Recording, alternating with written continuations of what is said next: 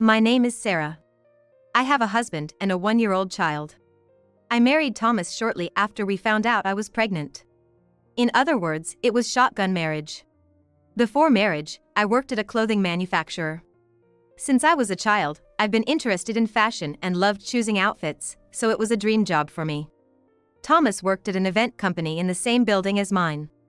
We'd occasionally run into each other in the elevator until one day, Thomas asked, "Would you like to grab a bite sometime?" Thomas was tall, well-dressed, and quite handsome, so I was over the moon when I said yes. After few dates, we began seeing each other. With Thomas working at the event company, he often had to work on weekends and holidays, so it was difficult to spend free time together, but every moment we got together was exciting. Thomas always dressed stylishly and his fashion sense was just my taste. Looking back, I, who didn't have much dating experience, was head over heels for Thomas. Having him by my side felt like enough. So, when I found out I was pregnant, I was overjoyed. And I thought there was no happier thing than this when Thomas proposed to me.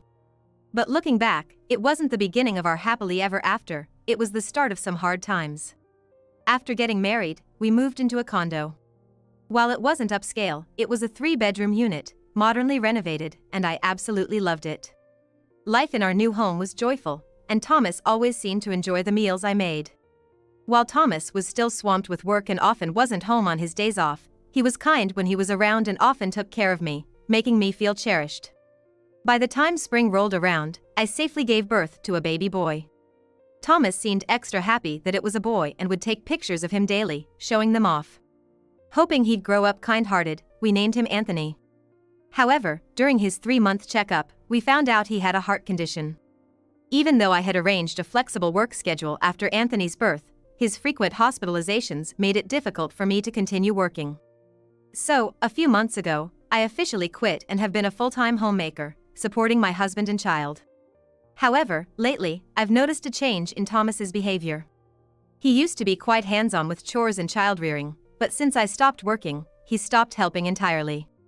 Even though I'm a stay-at-home mom, Anthony still can't walk at 1, and with his frequent physical therapy appointments at the hospital, I don't have a lot of free time. I felt Thomas was spending less time with our child. My anxiety mounted more than ever. Thomas, I get that you're tired from work, but I wish you'd play with Anthony a bit more. Play? He can't even stand up yet. I told you Anthony's development might be slightly behind. You used to help with things like changing diapers, remember? It just feels pitiful looking at Anthony. No one in my family ever had a weak heart. What do you mean by that? Look, now that you're a homemaker, you should handle it. I'm swamped with work right now. With that, Thomas, looking annoyed, quickly headed to the bedroom. That's no way to talk. I couldn't accept what Thomas was saying, but I reconsidered, thinking maybe he's been getting home late and is just stressed from work. Maybe I should have seen Thomas's true feelings then.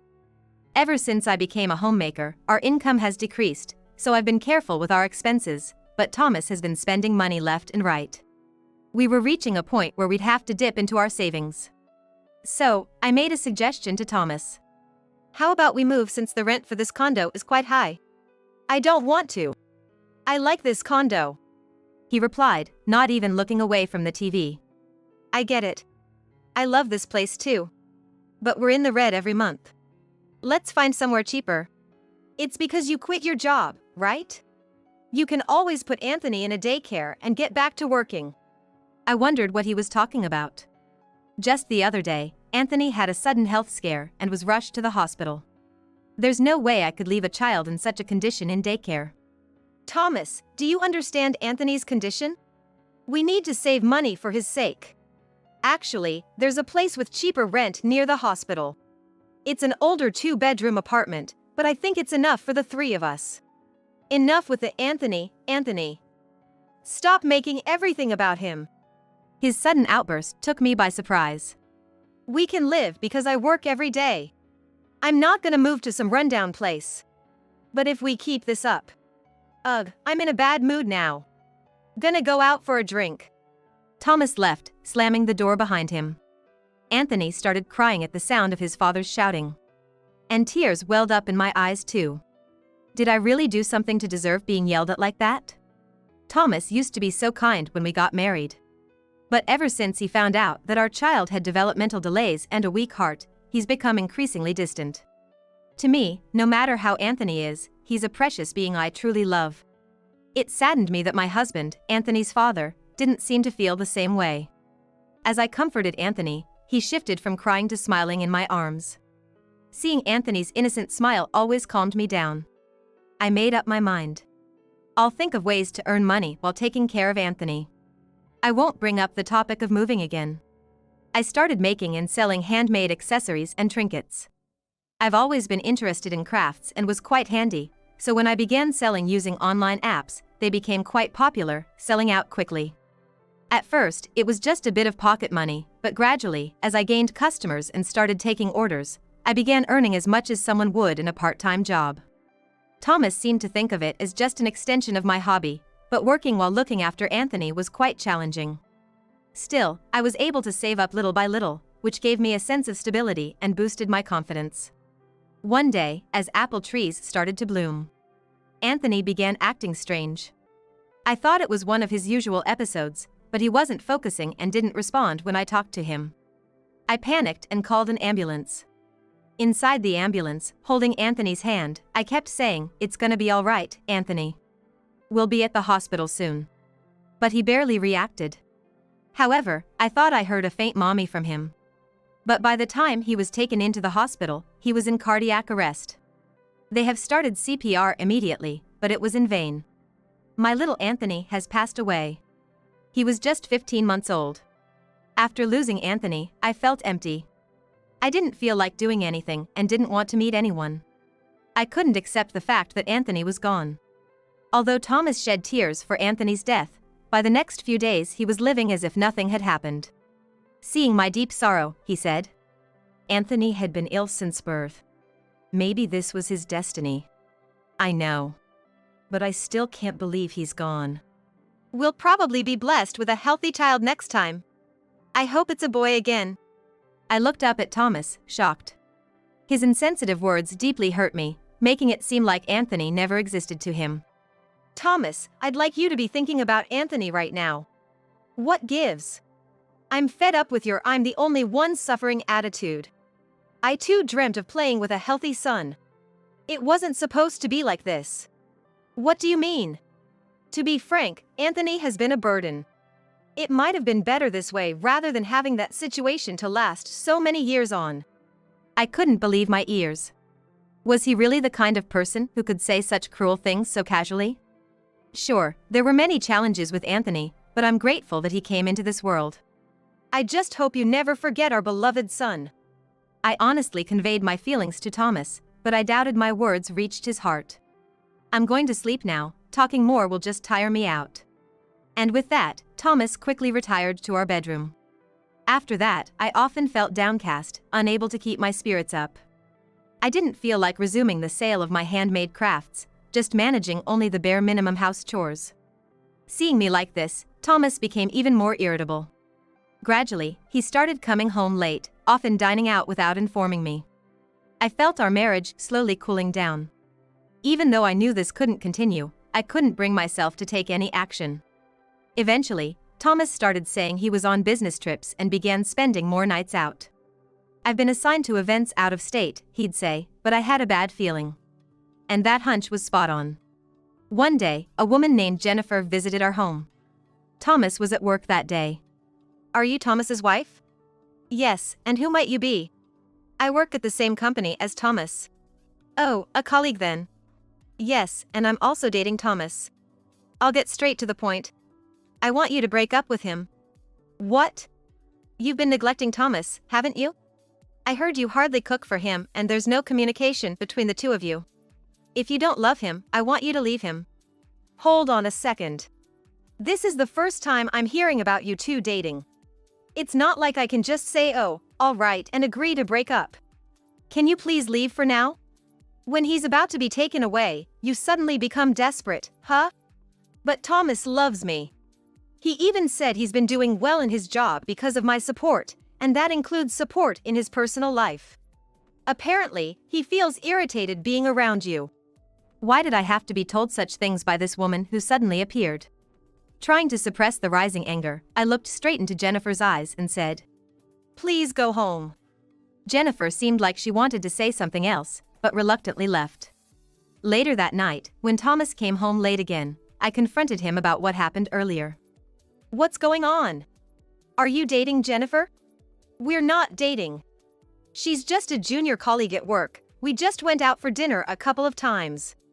"You've been getting support from Jennifer in your personal life, haven't you?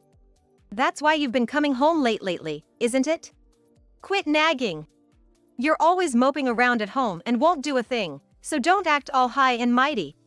I was taken aback and stared at Thomas. Without meeting my gaze, Thomas opened the fridge and took out a can of beer. Ignoring my presence, he turned on the TV and started drinking. I was too shocked to say anything and just stood there. A few days after the incident with Jennifer, I received an email from my best friend from college days, Margaret. It was an invitation from Margaret to reunite with our college classmates who had majored in fashion design. Back in college, it was a time filled with dreams and hopes. My relationships with these classmates, all of whom had studied fashion design, were different from my other friends. They were the ones with whom I could truly be myself. Maybe I should go. But on the other hand, most of my classmates had made it big in the design industry. I felt too broken and embarrassed to show myself in front of them. While I was lost in these thoughts, my phone rang. It was from Margaret, the friend who had sent me the email. "Sarah, it's been a while. Are you okay?" Hearing those caring words from my best friend after so long, I felt she truly understood my current state. "I'm not sure if I'm okay," I said, tears welling up in my eyes. "I'm off today. Can I come see you?" I was overwhelmingly happy, feeling the love and concern from my best friend who was ready to be by my side immediately. "I want to see you too." Within an hour, Margaret was at my house. Then I told her about the passing of my beloved son, Anthony. "I didn't know. You haven't changed, still keeping all the pain to yourself. It must have been tough, right? Sarah, you really did your best," Margaret said as she prayed in front of Anthony's memorial plaque and photo. "He looks so happy in this photo. Feels like he's saying thanks, Mom, to you." Hearing those words, my tears just wouldn't stop. On the last day when he was rushed to the hospital, I felt as if Anthony, unable to speak, was calling me Mom. Maybe he was trying to thank me back then. I told Margaret about it and sobbed uncontrollably. Throughout, Margaret gently rubbed my back until I calmed down. After crying my heart out and calming down, we reminisced about the good old days. I had dreamed of becoming a top-notch designer. It felt like we were back in those fearless days. "So, about the upcoming class reunion, we've decided to get together with the crew we always hung out with." Back in our college days, Margaret, I, and 3 others ran an online store. We even had our own brand name and made decent sales. But as we started our jobs, we all chose different paths and decided to close our online store. Now, most of us have reached a point in our careers where we feel certain limitations in our organizations. That's why we're talking about reviving our brand. Really? That's awesome. But can I be a part of it? I'm just a stay-at-home mom, you know? What are you talking about? Weren't you selling handicrafts up until recently? That's the spark. Everyone knows, Sarah, you got a great sense of style. You had customers coming in quickly, and we were all wondering why you stopped recently. It sort of made us feel nostalgic, I guess." Seeing my handicraft sales, Margaret and the others were reminded of the passion from our student days. That's why they felt the urge to seriously start up our brand again. Apparently, that's what the reunion was about. "If you guys are okay with it, I'd love to work hard alongside everyone again." Hearing me, Margaret gave a gentle smile. It had been a while since I felt this positive. Afterwards, we steadily prepared and launched our brand. Margaret and the other 3 have worked in renowned design firms and in the fashion industry. We all had our own collections and our brand made a grand debut. When I started the new venture, Thomas seemed uninterested. But when our brand started getting media attention, he changed his tune. "You must be making a lot more money now, right? I was thinking of getting a new car, what do you think? I'd rather not spend recklessly since we've just started and it's still unstable. Plus, we've only had the current car for 3 years, haven't we?" I replied. But as usual, he snapped, "Don't act so high and mighty. You have all this because I've been supporting you. However, his words didn't shake me as much as they used to. I felt like I was slowly finding myself again. But an event occurred that plunged me even further into the depths of despair. The day before Anthony's first death anniversary, Thomas suddenly had a business trip and said he couldn't make it. What do you mean? It's an important day, isn't it? Couldn't you have changed the business trip for a day like this? It's a project I'm in charge of, so of course I can't. Besides, let's just drop it. I want to forget about Anthony. Go visit the grave by yourself, okay? I thought he was the worst. The trust between us as a married couple had been crumbling for the past year, but today's words made something inside me snap. I get it, I'll go alone. I'll take care of your important matters alone too. Thomas looked puzzled but left hurriedly, as if feeling guilty. Thomas was not on a business trip. It was a trip with his lover. And the partner was not Jennifer. Fed up with Jennifer, who was pressing for marriage, Thomas had found a new girlfriend. I saw it all. But it was thanks to Margaret. A few months ago, when our brand started, Margaret brought up something important. Sarah, do you know about Thomas and forgive him? His affair? I know about it. A woman named Jennifer came and yelled at our house once. I answered, looking down. It's not that. Actually, Thomas's event company had a deal with my former workplace. So I know Thomas's immediate boss well. Thomas is a natural womanizer. He even had a girlfriend when he married you. Not Jennifer either. He had been flirting with that girl for a year. She was serious, so her heart broke and she couldn't come to the company anymore. No way! Indeed, Jennifer was a cute woman, but she seemed serious. I'm sorry, actually, I've known about this since the beginning of your marriage. The boss was worried about you, and I thought Thomas must be up to something, but I never thought he'd be such a scumbag. Sarah, maybe you should live your life the way you want from now on. It's weird coming from me, who's not even married, but... Margaret, thank you. If it wasn't for you, I might not have recovered yet. I'll take your words to heart, and I'll decide what to do for myself. At that time, I firmly believed that I wouldn't look down anymore and would keep walking forward. That's why that day was the last chance for Thomas. I hoped that if Anthony felt the same way as a son, we could have another talk. But Thomas wasn't feeling that way at all. He even wanted to get rid of his memories of Anthony. That's why I decided. Actually, Jennifer was not convinced at all and was preparing to sue Thomas for sexual harassment. I intend to assist Jennifer as a witness. I also made up my mind to divorce him.